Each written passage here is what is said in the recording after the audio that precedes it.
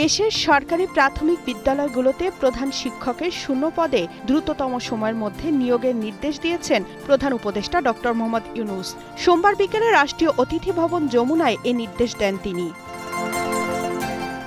সরকারি কর্ম কমিশনের সঙ্গে সমন্বয় করে অতি দ্রুত বিজ্ঞপ্তি দিয়ে প্রধান শিক্ষক নিয়োগের প্রক্রিয়া সম্পন্ন, এর পাশাপাশি শিক্ষকদের বদলির ক্ষেত্রেও নীতিমালায় পরিবর্তন আনার বিষয়ে সংশ্লিষ্ট কর্মকর্তাদের নির্দেশনা দিয়েছেন প্রধান উপদেষ্টা। ড. মোহাম্মদ ইউনূস বলেন, স্কুলের ভবন নির্মাণের সময় কমিটিতে অন্তত একজন নারী স্থপতি রাখতে হবে, যাতে নারী বান্ধব অবকাঠামো নির্মাণ হয়। পরিকল্পনায় চিন্তায় বাস্তবায়নে মেয়েদের বিষয়ে আলাদা করে গুরুত্ব দিতে হবে, সব ব্যবস্থা রাখতে হবে।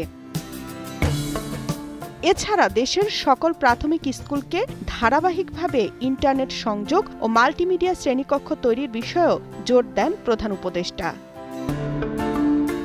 তামান্না তাহসিন খান, কালের কণ্ঠ।